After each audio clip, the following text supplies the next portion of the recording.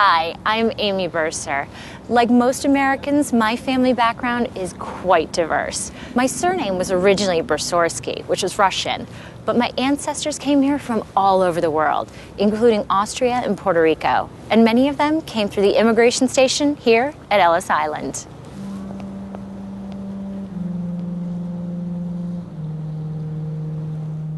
The island's first immigration point opened on New Year's Day, 1892, when a young Irish woman called Annie Moore became the first immigrant to be processed here.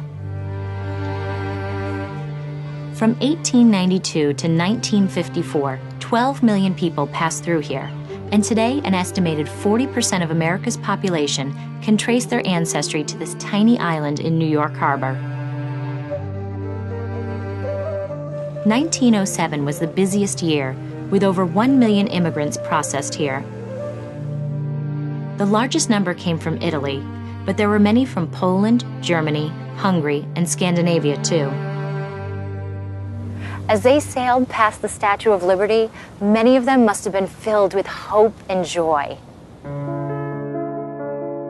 After all, they had just spent weeks, if not months, in cramped conditions aboard overcrowded ships. Finally, they had arrived. But for most of them, their ordeal wasn't quite over. The ships moored in Manhattan.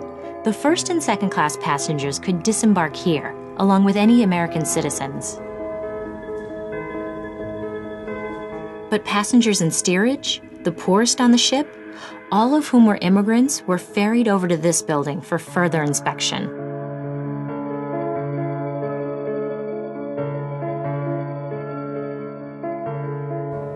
The building, built in 1900 after the first station burned down in 1897, was very impressive. It had a large dining hall and kitchen, dormitories with 600 beds, a hospital, and a roof garden with a play area for children.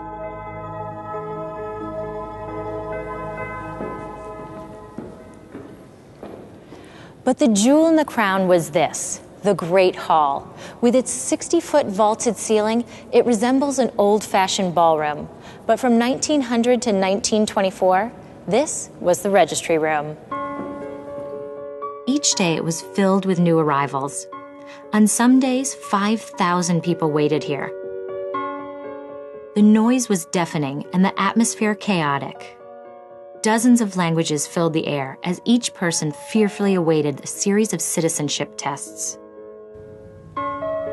In fact, each person had undergone a 6-second medical exam before they had even entered the hall.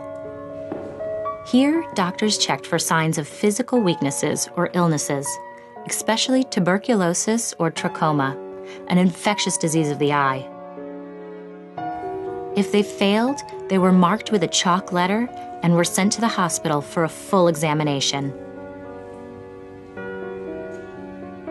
If they passed, they shuffled into the Great Hall and waited on benches like these. On average, this wait lasted 3 and 4 hours, but could take much longer. Those still here in the evening had to sleep in the dormitory and start the process again the next morning.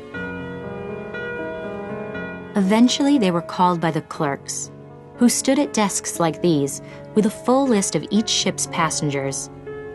They found each person's name and then asked 28 further questions.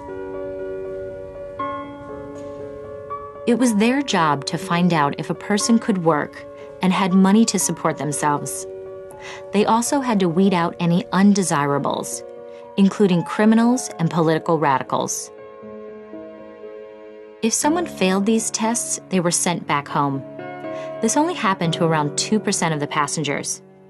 But for the unlucky ones and their families, it was a traumatic experience, a dispiriting end to a long and arduous journey.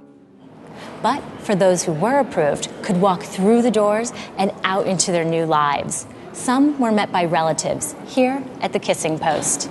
Others emerged alone into a completely new world.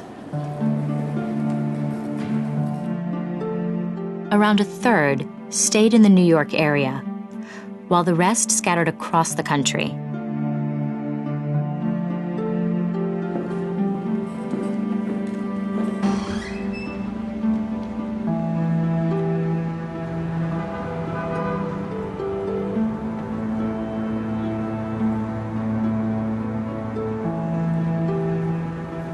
The Immigration Act of 1924 effectively ended the era of mass immigration, but for just over 3 decades, Ellis Island was America's gateway for millions of people.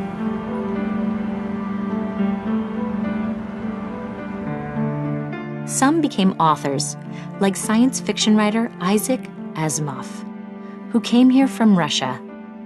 Others became successful businessmen, like cosmetics giant Max Factor, whose real name was Maximilian Faktorowicz, and who moved to America in 1904. And some worked in film, like Elia Kazan, a Greek-American who directed classic films such as On the Waterfront and A Streetcar Named Desire. Others became doctors, shopkeepers, and builders. They all settled down and started families, and they all created the country we know today.